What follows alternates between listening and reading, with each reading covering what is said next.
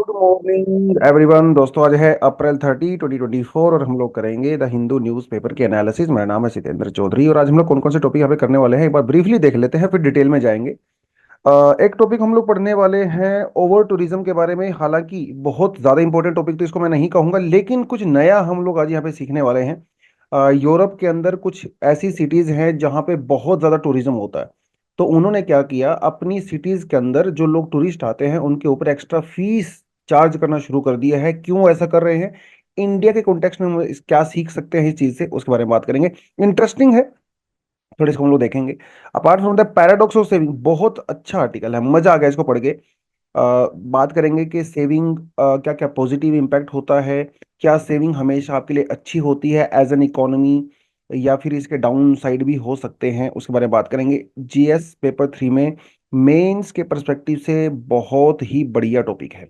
उसके अलावा ethylene oxide के बारे में बात करेंगे। रिसेंटली कुछ अमेरिकन यूरोपियन एजेंसीज ने ये कहा कि इंडिया के जो स्पाइसेस हैं, देखो इंडिया का तो कहा जाता है ना spice land of the world, तो जो स्पाइसेस इंडिया से यूरोप में जा रहे हैं उनके अंदर कुछ डेंजरस केमिकल्स पाए गए हैं, कुछ एलिमेंट्स पाए गए हैं, उसके बारे में बात करेंगे, जिसमें से एक आता है इथाइलिन ऑक्साइड। उसके अलावा रवि वर्मा जी के बारे में थोड़ा सा बात करने वाले हैं। आर्ट एंड कल्चर वाले सेक्शन से भी थोड़ा इसको आप लोग देख सकते हो, लेकिन ये ज्यादातर प्रीलिम्स वाले पर्सपेक्टिव से आपको ज्यादा नजर आएगा। उसके अलावा हॉस्पिटल्स के अंदर कुछ सर्जरी प्रोसेस के लिए या मेडिकेशन के लिए बहुत ज़्यादा फीस चार्ज की जाती है। आपने भी देखा होगा कोविड के टाइम पे कई प्राइवेट हॉस्पिटल में 20 लाख 30 लाख रुपए का बिल बनाया जा रहा था। उस कॉन्टेक्स्ट में आज का एडिटोरियल है जिसके बारे में हम लोग बात करने वाले हैं। लेकिन आगे बढ़ो ना, उससे पहले ना वीडियो को लाइक कर लिया करो आप लोग, ठीक है। लाइक किया करो, कमेंट सेक्शन में गुड मॉर्निंग, गुड इवनिंग, हाय, हेलो, राम राम, नमस्ते, जो भी करना है वो कर सकते हो। एटलीस्ट मुझे पता चलेगा कौन से स्टूडेंट हैं हमारे जो एनालिसिस देखते हैं। वैसे भी सिर्फ स्टूडेंट के लिए नहीं, एनालिसिस न्यूज़पेपर सबके लिए जरूरी होता है। जो लोग एजुकेटेड हैं, पढ़े लिखे हैं, समाज में क्या चल रहा है सबको पता होना चाहिए। एग्जाम के लिए सैटरडे को हमारी करंट अफेयर की क्लासेस होती हैं। क्योंकि अगर आप यूपीएससी प्रिपरेशन कर रहे हो तो एटलीस्ट 2 साल का करंट अफेयर के ऊपर तो कमांड आपको बनानी पड़ेगी, चाहे प्रीलिम्स हो चाहे मेंस हो। तो सैटरडे को हमारी एक क्लास करते हैं हम लोग, जिसमें से आप ज्वाइन कर सकते हैं। ये क्यूआर कोड दिया हुआ है, आप इसको स्कैन करिए, क्लास को ज्वाइन करिए and मजा करिए। चलिए ठीक है, चलिए जी बढ़ते हैं पहले टॉपिक पे। Why is Venice charging entry fees for the tourist. Venice एक सिटी है, इटली के अंदर है, और दुनिया के टॉप 10 टूरिस्ट स्पॉट में आता है वेनिस। पूरी दुनिया वेनिस जाने का एक सपना होता है लोगों का, वेनिस जाएंगे।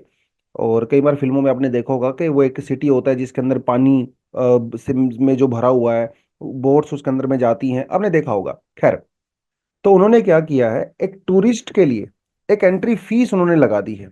ठीक है, कितनी देनी पड़ती है आपको, 5 यूरो आपको फीस देनी पड़ती है अगर आप सुबह 8:30 AM से लेके शाम दोपहर के 4 PM तक, मतलब आफ्टरनून तक अगर आप वहां पे जाते हो तो। इससे पहले जाते हो, इसके बाद में जाते हो, कोई फीस नहीं लगती है। उसके अलावा जो लोग वहां पे होटल लेकर रात को रुकेंगे उनके ऊपर कोई फीस नहीं है। जो वहाँ के रेजिडेंट हैं उनके ऊपर कोई फीस नहीं है। जो लोग वहाँ पे जॉब्स करते हैं ना, डेली जो कम्यूटर्स होते हैं, उनके लिए कोई फीस नहीं है। स्टूडेंट के लिए कुछ भी नहीं है। जो बच्चे हैं 14 साल से छोटे वाले, उनके लिए कुछ भी नहीं है। ठीक है, ये और कब दिया गया है, साल भर नहीं है। 25 अप्रैल से लेके जुलाई 14 तक ये इंक्लूड किया गया है। क्योंकि यहाँ पे ये सबसे ज्यादा साल का वो समय होता है, सबसे ज्यादा टूरिस्ट यहाँ पे आते हैं। अब कुछ लोग इसको वेलकम कर रहे हैं, कुछ लोग कह रहे हैं भाई ये तो बकवास है, तो जोक है। वहाँ के कुछ लोकल जो लोग हैं वो भी प्रोटेस्ट कर रहे हैं कि भाई ये कोई वेनिस कोई थीम पार्क थोड़ी ना है है ना। ये कोई ऐसा थोड़ी ना कि फीस लेके एंट्री करोगे आप, अंदर जाके तमाशा देखोगे। उन्होंने कहा इट्स अ सिटी, लोग आए जाएं, उनकी मर्जी है, देखें, तो ओपन सिटी है, सबको वेलकम करता है। तो कुछ रेजिडेंट्स का ये भी कहना है, कुछ का कहना है कि नहीं नहीं बहुत सही किया। वहाँ के जो मेयर हैं, गवर्नर हैं, उनका कहना है कि भैया देखिए बहुत ज्यादा टूरिस्ट हो गए थे वेनिस के अंदर। इतना टूरिस्ट हो गया है कि जिसकी वजह से वहाँ का जो लोकल एनवायरनमेंट है वो पूरा डैमेज हो रहा है। वहाँ के जो लोकल इंफ्रास्ट्रक्चर है वो भी डैमेज हो रहा है। Even Venice UNESCO world heritage site के अंदर आता है। कुछ साल पहले यूनेस्को ने वेनिस को यूनेस्को डेंजर लिस्ट के अंदर डाल दिया था, क्योंकि इसका जो इंफ्रास्ट्रक्चर है, वो जो एनवायरनमेंट है वो डैमेज हो रहा है।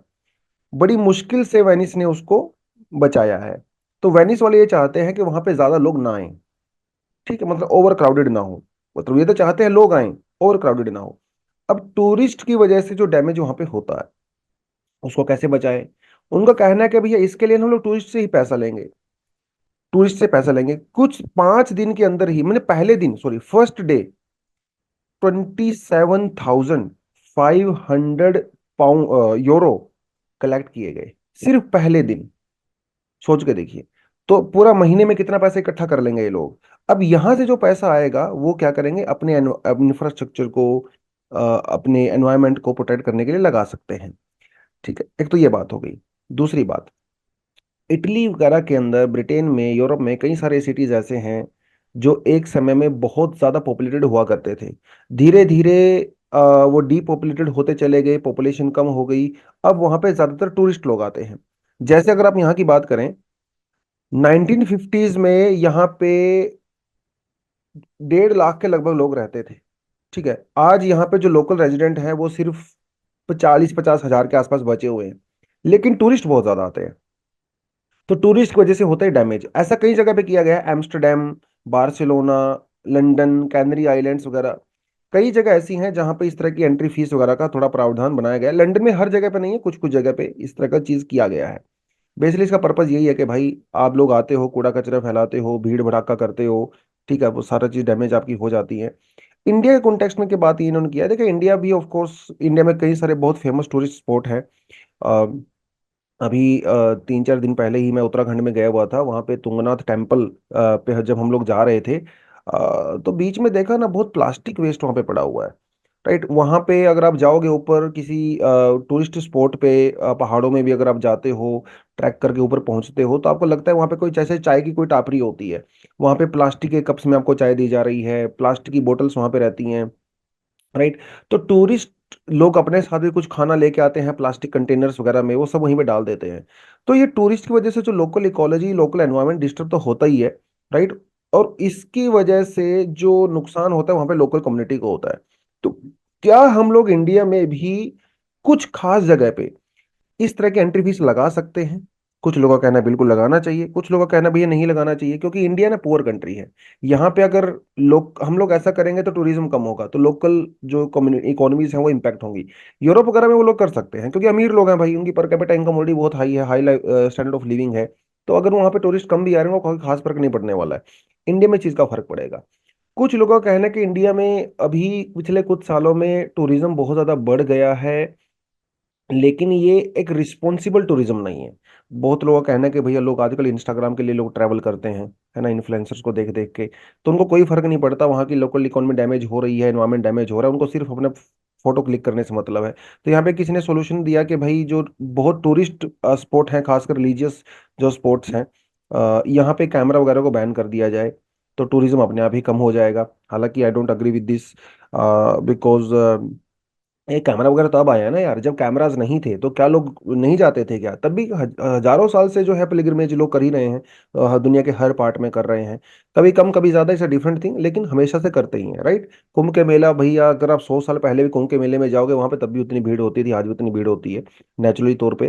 राइट, तो उससे कोई ज्यादा फर्क पड़ता नहीं है, बट लेस कुछ लोग थोड़ा सा क्या करते हैं ना, वो थोड़ा सा रेडिकल सॉल्यूशन ढूंढने की कोशिश करते हैं रादर देन एक सस्टेनेबल सॉल्यूशन। तो चीजें सस्टेनेबल सॉल्यूशन होना चाहिए। ठीक है, प्लास्टिक यूज करना कोई बुरी बात नहीं है, बुरी बात है उसको फैलाना, उसको प्रोसेस ना करना। प्लास्टिक तो सब लोग यूज करते हैं, करना भी चाहिए, प्लास्टिक से हमारी लाइफ इजी हो गई है बहुत ज्यादा। राइट, चलिए आगे बढ़ते हैं। The paradox of saving. अब ना यहाँ पे देखिए दो आर्गुमेंट है, और दोनों आर्गुमेंट ही बड़े इंटरेस्टिंग है।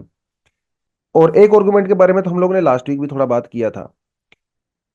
सेविंग जरूरी है या फिर खर्चा जरूरी है ना, ये यहाँ पे दोनों के बीच में सवाल पैदा होता है। कुछ लोगों का कहना है कि सेविंग अगर आप करते हो ना, अब सेविंग कहाँ करोगे? बैंक में करोगे।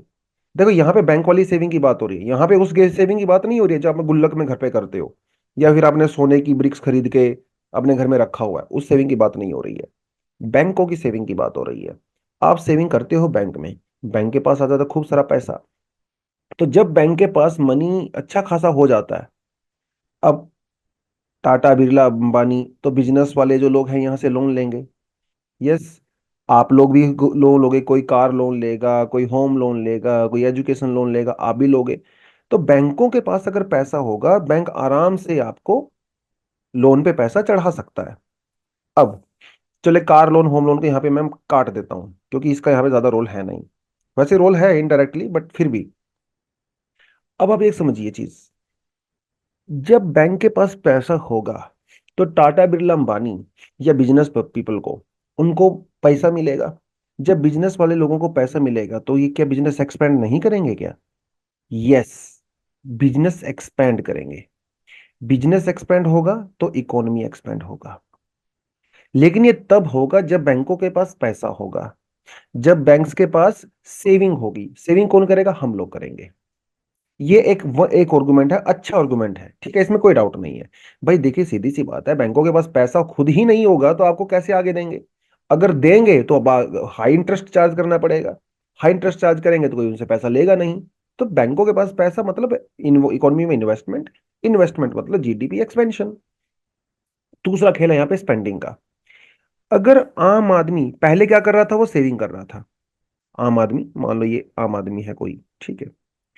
अब वही आम आदमी स्पेंडिंग कर रहा है, खूब खर्चा कर रहा है, खूब चीजें, fridge, table, TV, LED, mobile phone, बाहर खाना पीना, एकदम खूब स्पेंडिंग कर रहा है। अब इस स्पेंडिंग करने से क्या होता है? जितना ज्यादा आप स्पेंडिंग करोगे उतने ही ज्यादा प्रोडक्शन भी करना पड़ेगा, है ना? तो जैसे टीवी, मोबाइल फोन्स, कुछ भी मान लो, एक्स्ट्रा एटसेट्रा एटसेट्रा, जब आप इन चीजों को कंज्यूम करोगे तो वही इनका प्रोडक्शन भी करना पड़ेगा, राइट? क्योंकि मार्केट में डिमांड ज्यादा है, डिमांड ज्यादा तो सप्लाई भी ज्यादा करनी पड़ेगी। अब ये प्रोडक्शन कौन करेगा? वही बिजनेस वाले लोग करेंगे, टाटा बिरला अंबानी टाइप्स के लोग। प्रोडक्शन बढ़ेगा, नई नई फैक्ट्रीज आपको ओपन करनी पड़ेंगी। नई फैक्ट्री ओपन करेंगे मतलब एम्प्लॉयमेंट बढ़ेगा, राइट? और जीडीपी तो ग्रोथ होगा ही क्योंकि प्रोडक्शन बढ़ रही है। अब यहाँ पे दोनों चीजें इंटरेस्टिंग है। सेविंग वाले केस में भी जीडीपी बढ़ रही है, स्पेंडिंग वाले केस में भी जीडीपी बढ़ रही है। तो यहाँ पे पैराडॉक्स है। पैराडॉक्स ये है कि भाई करें तो करें क्या? ये पैराडॉक्स है। कौन सी चीज बेटर है? क्या सेविंग बेटर है या स्पेंडिंग बेटर है? क्योंकि कहीं ना कहीं दोनों चीजों में ही नजर आ रहा है कि जीडीपी बढ़ रही है। अब देखिए, ये चीजें इतना स्ट्रेट नहीं होती इकोनॉमी में।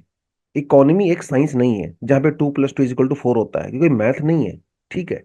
इकोनॉमी एक सोशल स्टडीज का सब्जेक्ट है। और सोशल स्टडीज में क्या होता है, एक ही चीज हर जगह पे इक्वली एप्लीकेबल सक्सेसफुली नहीं हो सकती, डिपेंड करता है। अब यहां पे इसी को बोला जा रहा है पैराडॉक्स। दोनों ही चीजें सही नजर आती हैं। देखिए, पैराडॉक्स में पहली चीज क्या कहता है? A rise in the saving rate of individual can surprisingly cause a fall rather than a rise in the overall saving of the economy.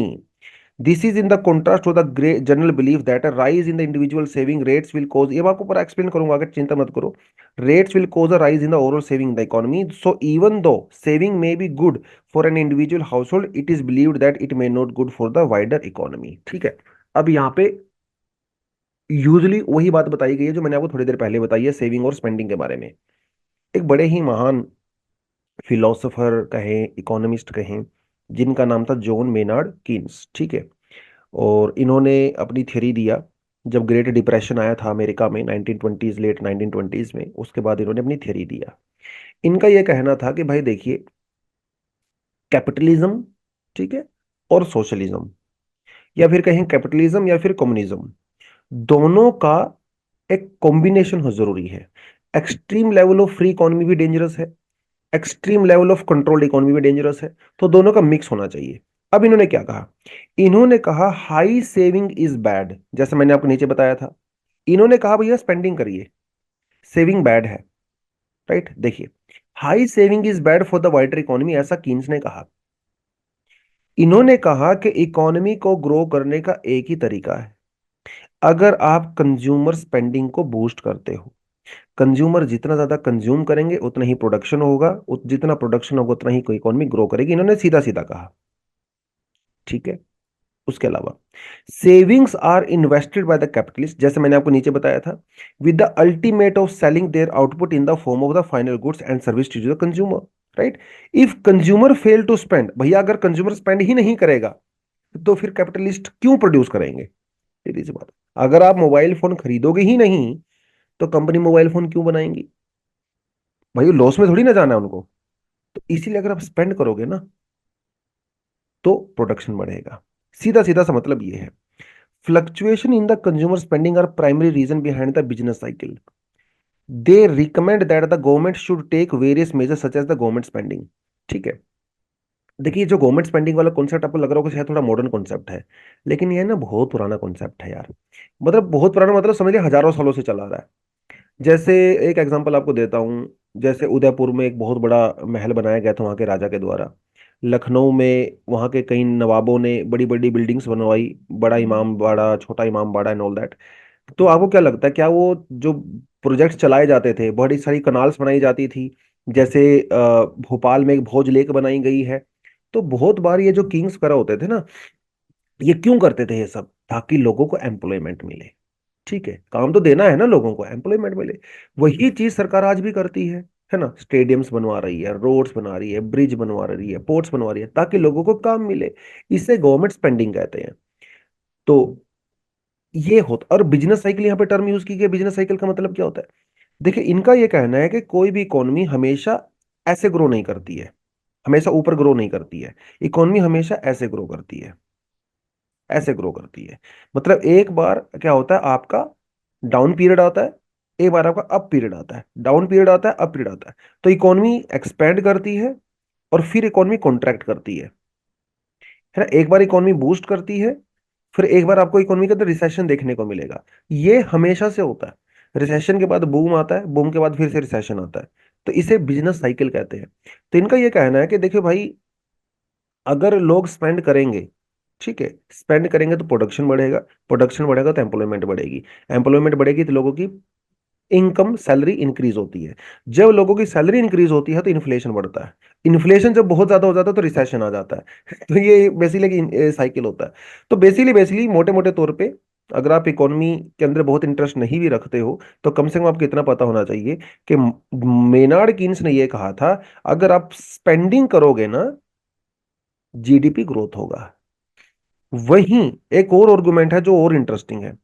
इनका कहना है कि नहीं भाई, स्पेंडिंग करना जरूरी नहीं है, सेविंग बैड नहीं है, क्योंकि मेंस ने क्या कहा था, saving is bad spending is good. दूसरा आर्गुमेंट ये कहता है कि no, saving is not as bad as it seems to be. अगर हम लोग सेविंग करेंगे, उसका भी बहुत बेनिफिट होता है, क्योंकि अल्टीमेटली आपकी सेविंग इन्वेस्टमेंट बनती है। अगर आप बैंक में सेव नहीं करोगे, तो बैंक इन्वेस्टमेंट कैसे करवाएंगे आपको, लैंड कैसे करेंगे, टाटा बिरला अंबानी कहां से पैसा लेंगे? तो सेविंग बहुत जरूरी है, ऐसा इन्होंने कहा। उसके अलावा इन्होंने कहा, rise in the saving cause an increase in the entrepreneurial demand for the capitalist for the various factor in the production. Entrepreneur का मतलब क्या है? जो नए नए बिजनेस होते हैं। अब देखिए, आपके पास एक बिजनेस आइडिया है, आप बैंक के पास जाते हो पैसा लेने के लिए। बैंक कहता है भाई मेरे पास तो पैसा ही नहीं है। तो आप अपना बिजनेस नहीं शुरू कर पाओगे, इनोवेशन नहीं हो पाएगा मार्केट के अंदर, क्योंकि नए नए बिजनेस आएंगे नहीं। अब अगर बैंक के पास पैसा होगा, आप बैंक के पास जाते हो कि साहब मुझे ना रोबोट बनाना है, मुझे सैटेलाइट बनाना है, तो आपको तुरंत पैसा दे देंगे, क्योंकि उनके पास पैसा है। पैसा कहां से आया? वो सेविंग से आया। राइट। तो सेविंग करने से एंटरप्रेन्योरियल डिमांड बढ़ती है। दूसरी बात, इन्होंने एक और चीज बड़ी इंटरेस्टिंग कही है।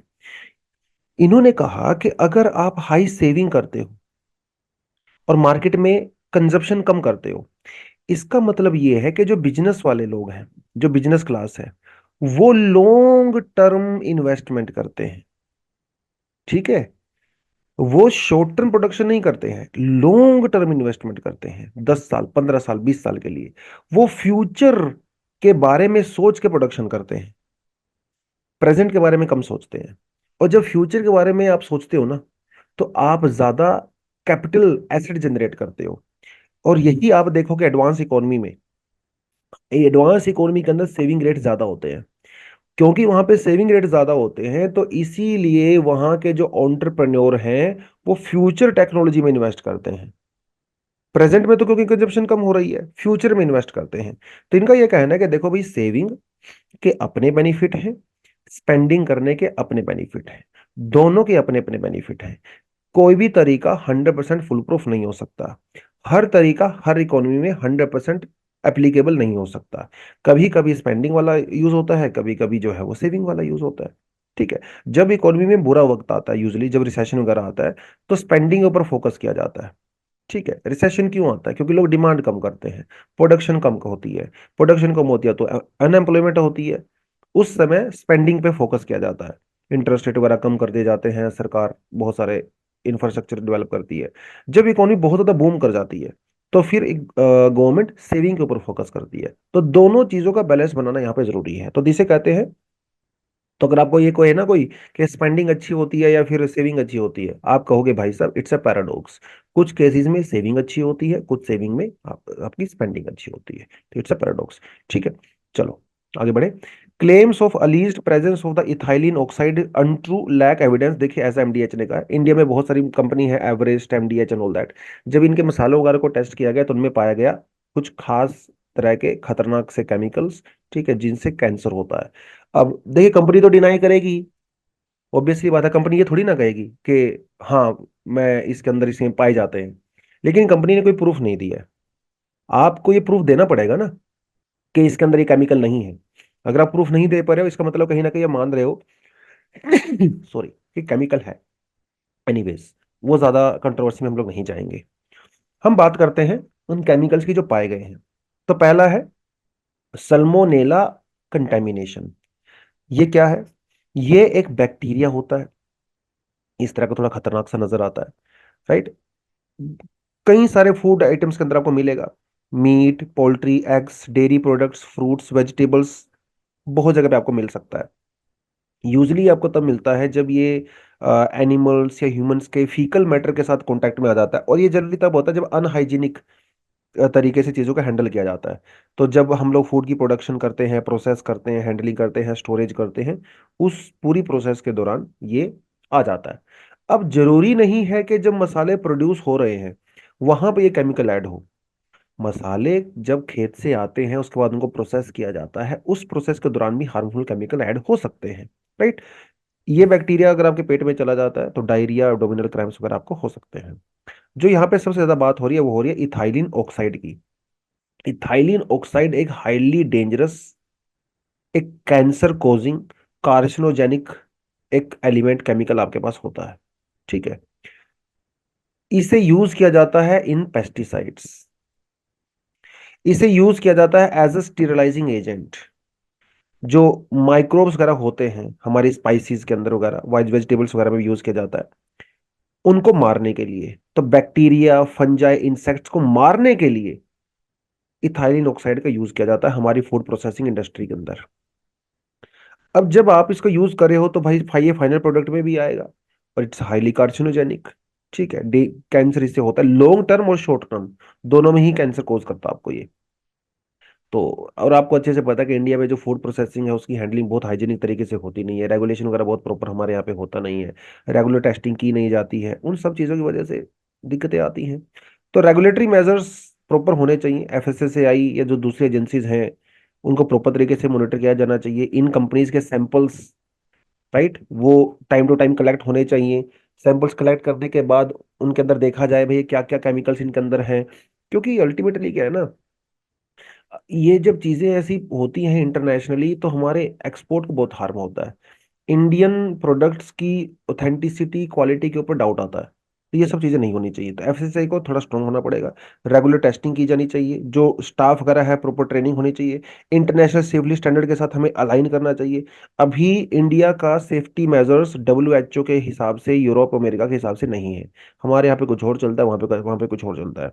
ऑल्टरनेटिव्स का हम लोग यूज कर सकते हैं, भाई जरूरी थोड़ी ना कि इन हार्मफुल केमिकल का यूज करो। और भी तरीके होते हैं फूड को डिकंटेमिनेट करने के, ओजोन यूज करिए, हाइड्रोजन पेरोक्साइड यूज कर सकते हो, हीट ट्रीटमेंट कर सकते हो। तो rather than using this chemicals अब ये टेक्नोलॉजी यूज करिए, राइट। उसके अलावा अच्छी मैन्युफैक्चरिंग प्रैक्टिसेस होनी चाहिए, टेक्नोलॉजी आप बेटर यूज करिए, हाइजीनिक चीजों का ध्यान रखिए, तो वो सब थोड़ा थोड़ा आप करवा सकते हो, ठीक है। चलिए, palace to unveil true copy of the Ravi Varma's Indulekha. Indulekha basically एक कहा जाता है कि मॉडर्न समय में एक मलयालम लिटरेचर में एक नोवेल लिखा गया था, ठीक है, ओ चंदू के द्वारा।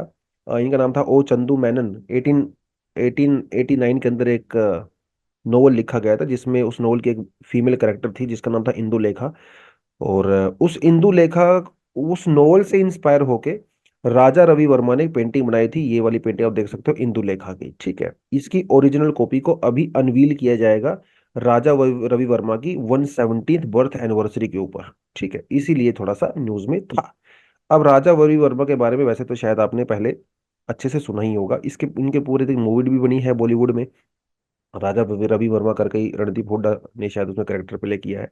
तो बेसिकली राजा रवि वर्मा को क्रेडिट दिया जाता है कि जो मॉडर्न समय में हम लोग हिंदू डेटीज की जो पिक्चर आप देखते हो ना, जैसे सरस्वती, शिव जी, सीता, पार्वती, जो इनकी पिक्चर्स आप देखते हो ना, बेसिकली वो मॉडर्न समय में राजा रवि वर्मा ने ही बनानी शुरू की थी। क्योंकि उस समय से पहले तो प्रिंटिंग प्रेस नहीं होती थी, तो लोगों के घरों में भगवान की पिक्चर्स कहाँ से आएंगी जब प्रिंटिंग प्रेस ही नहीं है। तो राजा रवि वर्मा वो पर्सन थे जिन्होंने घर घर में हिंदू डेटीज को पहुंचा दिया था। और ये एक रेवोल्यूशन हुआ था हिंदू सोसाइटी के अंदर। क्योंकि अभी आपके पहले लोग ना मंदिर में जाया करते थे दर्शन करने के लिए। अभी क्योंकि प्रिंटिंग प्रेस हो गई है, देवताओं की मूर्तियां पिक्चर्स बना दी गई हैं, तो घर में आप फोटो लगा सकते हो, घर घर में मंदिर बना सकते हो।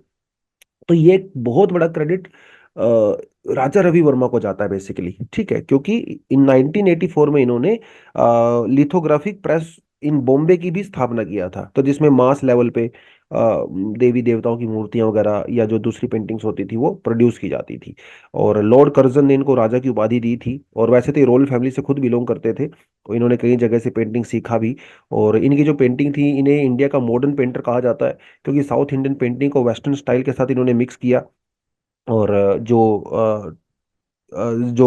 महाराजा थे मिस्टर अय्यम थिरुनल, वो इनको पैटर्नाइज करते थे, सैलरी वगैरह इनको देते थे, काम वगैरह सब रहता था। ठीक है, तो ये बड़ा जरूरी है। इनके कई ऐसे फेमस काम हैं, वर्क हैं पेंटिंग के, जो पूरी दुनिया में जाने जाते हैं। पूरी दुनिया में रिनाउंड एक पेंटर रहे हैं राजा रवि वर्मा। तो कुछ पेंटिंग है जो आप याद कर सकते हो इनके एग्जाम के परस्पेक्टिव से, आपसे पूछा जा सकता है। ठीक है, तो दुष्यंत और शकुंतला को जो है उस डिपिक्ट करना हुआ, नल दमयंती की लव स्टोरी हुई, महाभारत के कई कैरेक्टर इन्होंने बनाए, lady in the moonlight, mother India की पिक्चर इन्होंने बनाई, रामायण का जो एपिसोड है रावणा किडनैपिंग सीता, वो इन्होंने बनाया, बड़ा फेमस हुआ। और बहुत, थोड़ा आप इनके बारे में गूगल वगैरह कर सकते हो, बड़ी महान हस्ती रही हैं। हालांकि थोड़ी कंट्रोवर्सी भी रही है इनके अराउंड, वो तो हर बड़े बड़े आर्टिस्ट और लेजेंड जो होते हैं हमेशा रहती है। ठीक है, but at the end of the day he was a great mentor, और हमारा बड़ा एसेट भी रहे हैं। G7 ministers agree to phase out fired power plants by 2030s। ये 2030 नहीं है, ठीक है, ये 2030s है।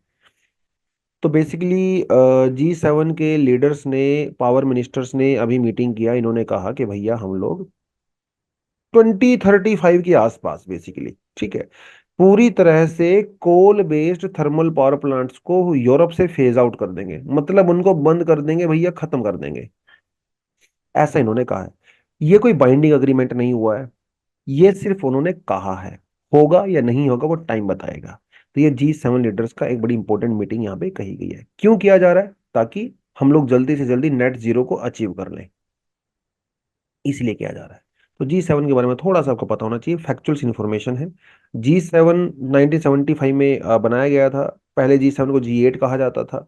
फिर बाद में जब रशिया ने, मतलब रशिया ने बेसिकली इसको बाद में ज्वाइन किया था, तो ये G8 बन गया था। अब हुआ ये कि 2014 में जब रशिया ने क्रीमिया के ऊपर अटैक किया, तो G8 से रशिया को हटा दिया गया, तो G7 बन गया।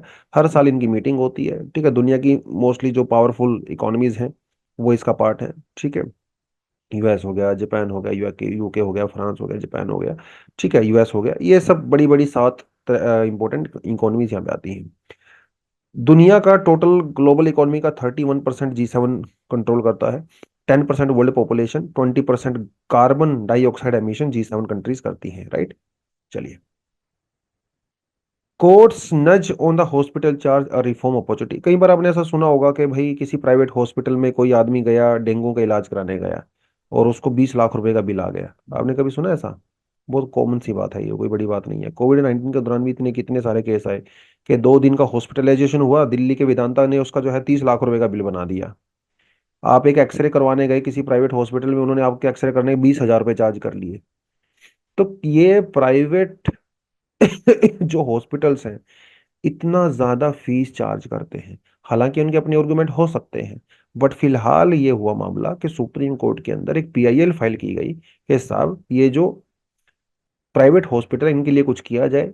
सेंट्रल गवर्नमेंट को या स्टेट गवर्नमेंट्स को भी इंस्ट्रक्शंस दी जाएं कि इस पूरी प्रॉब्लम को कैसे सॉल्यूशन किया जाए। और उस केस में सुप्रीम कोर्ट अभी सुनवाई कर रहा है, और हो सकता है इन नियर फ्यूचर इसके बारे में कुछ इंपॉर्टेंट वर्डिक्ट भी सुप्रीम कोर्ट की तरफ से आ जाए। ठीक है।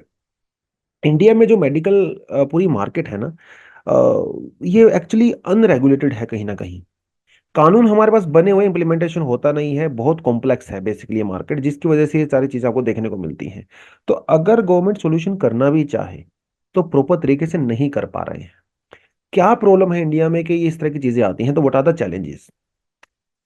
पहली बात तो यह है कि due to diverse patient profile, unreliable price data and the weak regulatory framework, ये तो सीधे सा पता ही है हमें लोगों को, ये तो हमारे देश में नॉर्मल सी बात होती है। कानून बन जाते हैं, रेगुलेशन होता नहीं है, इंप्लीमेंटेशन होता नहीं है, तो ये तो हर कॉमन प्रॉब्लम हमारे पास है। Due to diverse patient profiles, एक पेशेंट ऐसा है जो एग्रीकल्चर लेबरर है, एक पेशेंट ऐसा है भाई जो एक 500 करोड़ की कंपनी का मालिक है। अब वो थोड़ी ना गवर्नमेंट हॉस्पिटल में इलाज करवाने जाएगा, वो तो कहेगा भैया जितनी फीस आपको चार्ज करनी है कर लो।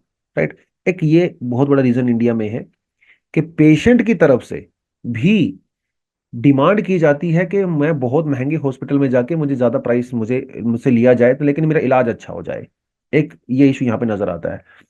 दूसरी बात, relying solely on the competition from the government hospital is insufficient due to the long wait times. ठीक है, अब अगर आप सिर्फ अगर ये चाहते हो कि गवर्नमेंट हॉस्पिटल से आपका इलाज हो, तो फिर आपको तो इलाज हो ही नहीं पाएगा, क्योंकि वहां पे तो भीड़ ही इतनी ज्यादा है।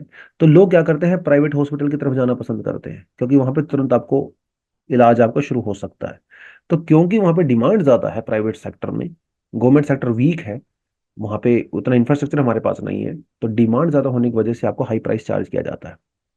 Over half of the total health expenditure is OOT. OOT का मतलब होता है over the, out of the pocket basically. ठीक है। जैसे हमारे पास कई गवर्नमेंट स्कीम्स हैं, ठीक है, जिसकी वजह से आपको गवर्नमेंट हॉस्पिटल में अगर आप जाते हो तो सब्सिडाइज्ड सस्ते रेट में आपका इलाज हो जाता है। जो दवाई गवर्नमेंट हॉस्पिटल में 20 रुपए की आती है, वही शायद बाहर प्राइवेट में जाओगे तो आपको शायद 200 रुपए देने पड़ेंगे। ये क्यों होता है? ये इसीलिए होता है क्योंकि गवर्नमेंट सब्सिडी देती है।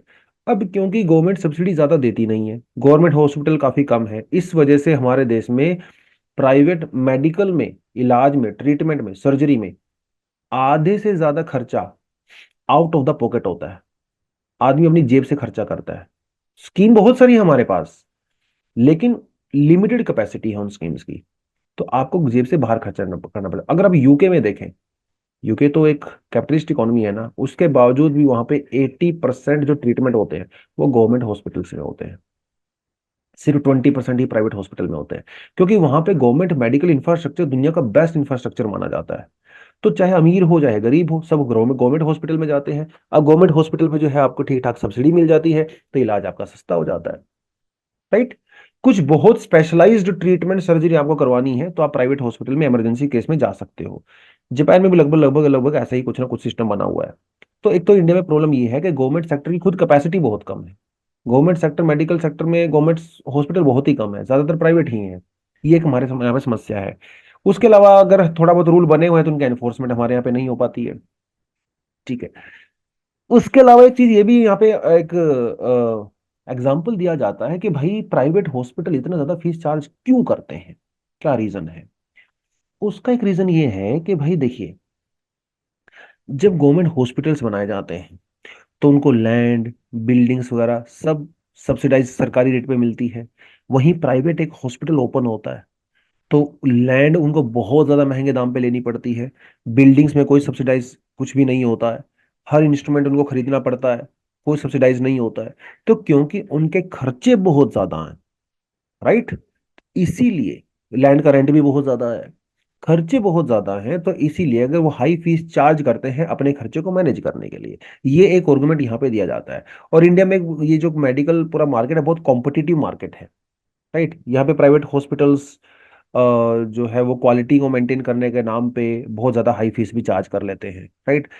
तो कुछ रीजन वो हो सकते हैं, और इन्हीं सब रीजन की वजह से इंडिया में ये सब चीजें अभी दिक्कत है। कॉम्प्लेक्स है बहुत ज्यादा सिस्टम इंडिया में बेसिकली। अगर जैसे मान लो कोई पेशेंट इलाज करवाने गया, तो इस पेशेंट के आसपास ना बहुत सारी चीजें हैं। भैया कितने तरह का इंश्योरेंस आपके पास है, आप गवर्नमेंट हॉस्पिटल में जा रहे हो, प्राइवेट हॉस्पिटल में जा रहे हो, आपकी सैलरी कितनी है, कौन सी गवर्नमेंट स्कीम के अंदर में आप आते हो। राइट। आप ये चीज देखिए कि करोड़ों रुपए का जो गवर्नमेंट इंश्योरेंस है वो पेंडिंग पड़ा हुआ है। प्राइवेट हॉस्पिटल को गवर्नमेंट की तरफ से पैसा गया ही नहीं, इंश्योरेंस वाला जो उनको जाना चाहिए था। तो उनको ये लगता है भाई जब सरकार पैसा दे ही नहीं रही है हमें, तो हम लोग ज्यादा हाई फीस चार्ज कर लेंगे। तो ये उनकी तरफ से गवर्नमेंट दिया जाता है। अब बात यह है कि इसका सोल्यूशन कैसे हो। सोल्यूशन तो देखो सिंपल सा ही है कि जो ये कॉम्प्लेक्स सिस्टम है को सिंप्लीफाई करिए आप लोग, इसको सिंप्लीफाई करिए। एक यहाँ पे टर्म यूज की जाती है जिसे कहते हैं यार्ड स्टिक कॉम्पिटिशन, जो जिसमें हमारी जो रेगुलेटरी अथॉरिटीज होती हैं, ठीक है, वो एक बेंचमार्क बनाए कि इस प्रॉपर ट्रीटमेंट के लिए इससे ज्यादा आप फीस चार्ज नहीं कर सकते। सीधी सी बात है, चाहे आप छोटे प्राइवेट हॉस्पिटल हो बड़े हों, अगर आप ये ट्रीटमेंट ले रहे हो, मान लो डेंगू का ट्रीटमेंट ले रहे हो, डेंगू के ट्रीटमेंट के लिए आपसे 20,000 50,000 से ज्यादा नहीं लेंगे। एक ऐसा स्टैंडर्ड सिस्टम फिक्स कर दिया जाए। ठीक है। दूसरा, गवर्नमेंट हॉस्पिटल की रीच, उनकी पेनिट्रेशन बढ़ाई जाए। अभी गवर्नमेंट सेक्टर इंडिया में बहुत कम है, इसको बढ़ाया जाए ताकि प्राइवेट सेक्टर की जो कॉम्प्लेक्सिटीज हैं उसको दूर किया जा सके। उसके अलावा विद गवर्नमेंट सपोर्ट पेयर्स, मतलब पेशेंट जो होता है, एंड प्रोवाइडर्स जो हॉस्पिटल्स होते हैं, could agree on the pricing that provides a reasonable and the sustainable surplus over the above the input cost. अब प्राइवेट हॉस्पिटल ये कहते हैं कि सब मेरी इनपुट कॉस्ट जो है वो 20,000 रुपए है, वहीं उसी सेम ट्रीटमेंट के लिए गवर्नमेंट हॉस्पिटल की इनपुट कॉस्ट जो है हो सकता है वो 1,500 रुपए हो। अब ये इनपुट कॉस्ट दोनों की अलग अलग है, क्योंकि रेंट अलग है, फीस अलग है, वो सब चीजें अलग अलग होती हैं। क्योंकि इनकी इनपुट कॉस्ट अलग अलग है तो इसीलिए ये चार्ज भी ज्यादा करते हैं। तो हम लोग ये कर सकते हैं गवर्नमेंट की सपोर्ट की वजह से कि जो इनपुट कॉस्ट जितनी होती है दोनों की, उसका जो रिमेनिंग बैलेंस होता है वो गवर्नमेंट की तरफ से सपोर्ट किया जाए रादर देन द पेशेंट। एक बीच का कोई बैलेंस पॉइंट यहाँ पे निकाला जाए, जैसे 5,000 रुपये आपने बीच का पॉइंट निकाल दिया, ठीक है, उसके अराउंड जो है गवर्नमेंट को सपोर्ट यहाँ पे करना चाहिए। प्रधानमंत्री आरोग्य योजना हमारे पास है, ठीक है, डिपार्टमेंट ऑफ हेल्थ रिसर्च वो भी अलग अलग चीजें करती रहती है। ठीक है, कई गवर्नमेंट स्कीम्स है सेंट्रल लेवल पे, स्टेट लेवल पे, इतनी कॉम्प्लेक्सिटीज है तो सिंप्लीफाई किया जाए चीजों को। जो एक स्टैंडर्डाइजेशन जब होगा ना, तो चीजें अपना बेटर होंगी। लेकिन ये कहना आसान है, ऐसी बात नहीं कि गवर्नमेंट को चीजें पहले पता नहीं है, गवर्नमेंट को सब पता है। अभी 2017 में एक गाइडलाइंस के थ्रू, नोटिफिकेशन के थ्रू, जैसे जो स्टेंट होता है, ठीक है, जो हार्ट पेशेंट होते हैं उनको स्टेंट लगता है, इसकी फीस को फिक्स कर दिया गया था कि इससे ज्यादा 2 लाख रुपए समथिंग था, कोई भी हॉस्पिटल चार्ज नहीं करेगा। लेकिन आज भी स्टेंट के लिए 5 लाख 6 लाख रुपए जो है वो चार्ज किए जा रहे हैं। तो ये कॉम्प्लेक्सिटी इतनी है, रेगुलेटरी फ्रेमवर्क हमारे यहाँ पे प्रॉपर है नहीं। गवर्नमेंट लोग जो है वो अलग अलग बहाना बनाते हैं कि भैया हम लोग तो इंपोर्ट करते हैं। ठीक है, इंपोर्ट और डोमेस्टिक के नाम पे आपसे ज्यादा फीस चार्ज की जाती है। पेशेंट, अगर कोई हार्ट पेशेंट आता है ना किसी हॉस्पिटल में, तो एक इंजेक्शन होता है जो कि 40,000 का होता है, एक इंजेक्शन होता है जो कि 4,000 का होता है। ये जो 4,000 का होता है ये इंडिजेनस, इंडिजेनस मतलब जो इंडिया में ही बनाया जाता है, हमारी जो लोकल। और जो 40,000 वाला होता है ये इंपोर्टेड होता है, अमेरिका या यूरोप से मंगवाया जाता है। दोनों में सोल्ट लगभग सेम होता है, सेम। अगर डॉक्टर ये वाला देना चाहे तो उससे कोई ज्यादा फर्क नहीं पड़ने वाला है, दोनों ही लगभग लगभग सेम रहते हैं। फिर भी जो डॉक्टर होते हैं वो 40,000 रुपीज 50,000 रुपीज का इंजेक्शन लगाते हैं, जो कि इंपोर्टेड के नाम पे आपसे ज्यादा फीस चार्ज की जाती है। ये सब चीजें अगर गवर्नमेंट ये फिक्स कर देगी यहाँ पे रेट कि भाई आप इससे ज्यादा चार्ज मत करिए, 20,000 ज्यादा चार्ज मत करिए प्राइवेट हॉस्पिटल्स को, तो कोई भी नहीं चार्ज करेगा। राइट। तो ये कुछ चीजें जो यहाँ पे की जा सकती है, कॉम्प्लेक्स है, आसान नहीं है, बट कुछ ना कुछ तो करना ही पड़ेगा। राइट। आम आदमी, गरीब आदमी बेचारा, उसकी इनकम पहले ही इतनी कम है, वो अपने 40 50% तो पूरा महीने भर में जो छोटी मोटी कमाई होती है वो हॉस्पिटल में चली जाती है। तो वो सब मार पड़ती है गरीब आदमी के ऊपर उन चीजों की। राइट। तो वो सब नहीं होना चाहिए। तो उसके लिए थोड़ा बहुत रेगुलेशन यहाँ पे होना चाहिए। ठीक है। एग्जाम के पर्सपेक्टिव से कितना इंपॉर्टेंट है ये, मैं नहीं कहूंगा बहुत ज्यादा इंपॉर्टेंट है। लेकिन यस, अगर ये प्रॉपर इस आर्टिकल से उतना ज्यादा हो सकता है क्वेश्चन ना भी बने, लेकिन फिर भी इंडिया में जो मेडिकल सेक्टर की कॉम्प्लेक्सिटीज हैं, जो क्रिटिसिज्म है, जो सॉल्यूशंस वगैरह हैं, उसके अंदर डेफिनेटली अपने नोट्स को आप अपग्रेड कर सकते हो। ठीक है, चलिए, आज के लिए इतना ही करते हैं। Thank you very much, all the best, जय हिंद, जय जवान, जय किसान।